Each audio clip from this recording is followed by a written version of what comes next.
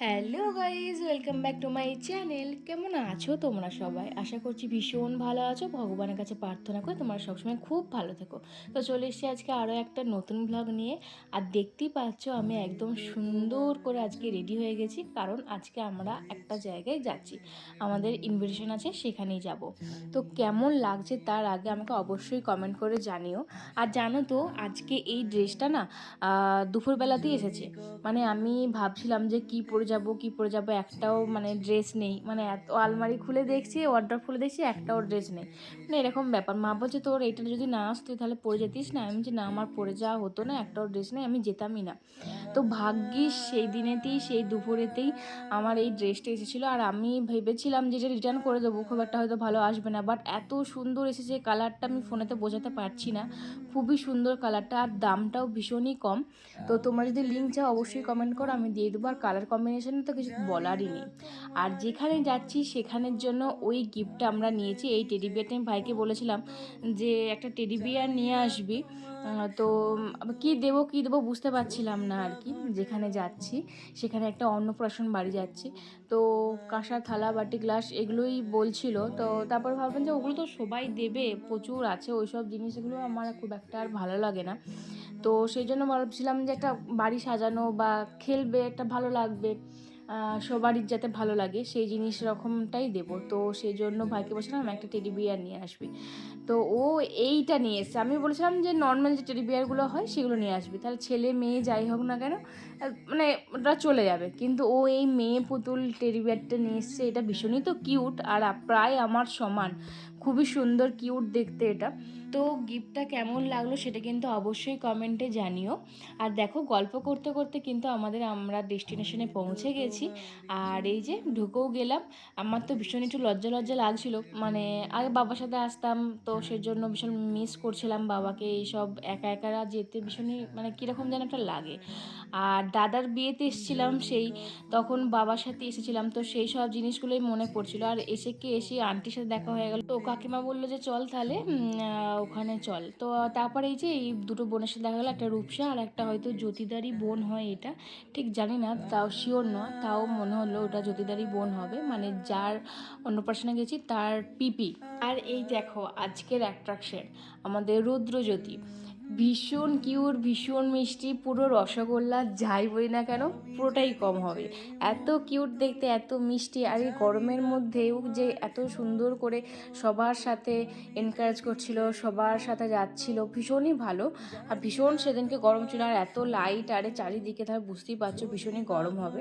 তো তারপরে আমি আমার লজ্জা টজ্জা কাটিয়ে একটুখানি গেলাম, যেয়ে গিফটটা দিলাম আর দুটো ছবি টবি তুললাম। ওইখানেও ছবি তুললাম, আমি আমার ভাইকে দিয়েছিলাম ছবি তোলার জন্য, ভিডিও করার জন্য। তো মোটামুটি ও করে দিয়েছে কাজ চলে যাওয়ার মতো। আর জানো তো সবথেকে সুন্দর ব্যাপার, ওদের আজকে ড্রেস কোড ছিল আকাশি স্কাই ব্লু এরকম টাইপের আর সাদা। তো ও পরেছিল যে অ্যাট্রাকশন আজকের, রুদ্রজ্যোতি পরেছিল সাদা নীল কালারের পাঞ্জাবি, ওর বাবাও তাই পরেছিল, আর ওর মা পরেছিল এরকম আকাশি কালারের একটা শাড়ি। ভীষণ সুন্দর লাগছিল তিনজনকে একসাথে, ভীষণ ভীষণ সুন্দর। তো যাই হোক, ওখান থেকে তো চলে আসার পরে তারপরে তো ওই যে বৌদি, সায়ন্তন দা সবার সাথে দেখা হয়ে গেছিলো। একজন সঙ্গীকে পেলাম, সেখানে অনেকজনের সাথে দেখা হচ্ছিলো, সবাই কথা বলছিল, বাট একদম নিজেদের মতন করে সায়ন্তন দা আর বৌদিকে পেয়ে গেছিলাম, ওদের সাথেই তারপরে সারাটাক্ষণ ঘুরেছি। আর চলো তাহলে ততক্ষণ তোমার সাথে আমি একটু ডেকোরেশনটাও শেয়ার করি। দেখো কি অসম্ভব সুন্দর সেদিনকে সাজিয়েছিল, চারিদিক একদম আলোয় ঝলমল করছিল, আর বেলুনে চারিদিক ভরে গেছিল, যেহেতু বেবির অন্নপ্রাশন সেজন্যই আর কি। আর এইদিকে হচ্ছিল যে ব্যান্ডই বলে হয়তো, এদিকে বাজছিল। আর এখানে চলেছিল একটা সেলফি জোন, আর রুদ্রজ্যোতির একটা কিউট ছবি, ভীষণ মিষ্টি লাগছিল। তারপর দাদা বৌদিকে বললাম একটু হাই করে দিতে, তারপরে বললাম যে চলো ওইদিকে কি কি আছে তো একটু দেখি আর তোমার সাথেও শেয়ার করি। তো প্রথমে স্টলেতেই ছিল ককটেল, তারপরে এদিকে পান, আর তারপরে ওইদিকে এগুলো যেতে না যেতে তারপরে দেখা হয়ে গেল আমাদের শিল্পাদির সাথে, রাকেশদার সাথে, তাই সবাই একটু হাই হ্যালো করে দিল। তোমরা হয়তো অনেকেই চিনবে, আবার অনেকেই চিনবে না। শিল্পাদি হচ্ছে আমার বড়দিদির বান্ধবী, আর আকাশ দেখা তো তোমরা অনেকেই চেনো। তো চলো যাই হোক, ওখান থেকে চলে আসার পরে আমরা চলে এলাম স্টলে। কি কি আছে এখানে, আছে কফি, এখানে আছে চিকেন পকোড়া, আর ওই সাইডে আছে ফুচকা। তো কফি আর এই গরমে খেতে ইচ্ছে করছিল না। আর তারপরে অনেকটা দেরি হয়ে গেছিলো, রাত হয়ে গেছিলো, 9:30 মতন বাজছিল। তো তো ওইদিকে তো আমি বৌদি সবাই চিকেন পকোড়া নিয়ে নিয়েছি, আর চিকেন পকোড়াগুলো খেতে কিন্তু খুবই ভালো হয়েছিল। আর এইদিকে সায়ন্তনদা ক্যামেরা করছিল, আর বৌদি প্রচণ্ড পরিমাণে খাওয়ার সময় হাসাচ্ছিল যে কি করে একটা মানুষকে খেতে খেতে এত সুন্দর দেখতে লাগে, এই লাগে সেই লাগে। আমি বলছিলাম আমাকে লাগছে না, তোমাকে সবেতেই সুন্দর লাগে, তুমি খাও, বসে থাকো, যা খুশি করো, তোমার চোখের মুখে যে হাসিটা আমার এত ভালো লাগে, ভীষণ কিউট লাগে। তারপরে তো দাদা বৌদিরা ফুচকা খেয়েছিল, আমি ফুচকা খেতে খুব একটা ভালোবাসি না বলে ফুচকা আমি খেলাম না। আর ভাইও কিছু খায়নি, ভাই যেহেতু চিকেন খাওয়া চলবে না সেজন্য চিকেন পকোড়াও খায়নি, আর ফুচকা কফি এসবও কিছু খায়নি। তারপরে আমরা একটুখানি দাঁড়িয়ে থাকার পরে আমরা কিন্তু খেতে বসে পড়েছিলাম। যেহেতু মা বাড়িতে একা আছে, রাতও বাড়ছে, সেই জন্যই আমরা তাড়াতাড়ি করে খেয়ে নিলাম।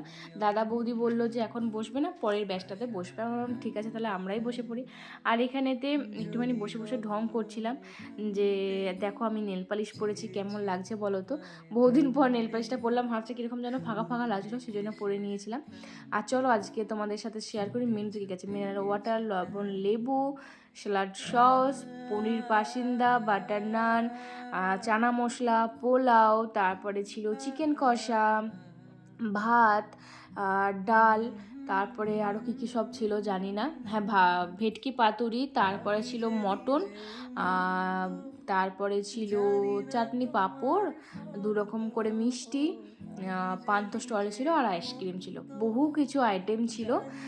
তো জানি না কত কী খেতে পারবো, যা যা খাবো সব তোমার সাথে শেয়ার করবই। আর পনির পাসিন্দা কতটা আমি খেতে ভালোবাসি তোমার তো জানোই, পনির পাসিন্দা নয় মানে পনিরের আইটেম বহু বহু মানে ভীষণ ভালোবাসি আমি খেতে। আর সেদিনে পনির পাসিন্দাটা ভীষণই সুন্দর হয়েছিল, মানে খুব খুব ভালো লাগছিলো আমার। তো আমি তো রয়ে বসে বসে খাচ্ছিলাম, কিন্তু রয়ে বসে বসে এটা তো আর বাড়ি নয় যে তুমি রয়ে বসে বসে খেতে পারবে। তারপরে চলেছিল আমাদের বেবি নান আর তোমার চানা মশলা। তো ওইটা খেতে খেতে তারপরে চলেছিল পোলাও, পোলাওয়ের সাথে ছিল চিকেন কষা। সব কিছুই কিন্তু খুব খুব টেস্টি হয়েছিল। অনেক দিন পর খাচ্ছিলাম, মনে হচ্ছিল কি ভালো খাচ্ছি। এখন এই যে এডিট করছি আমার দেখে কী লোভ লাগছে, মনে হচ্ছে যদি একটু সামনে পেতাম আর একটুখানি খেয়ে নিতাম।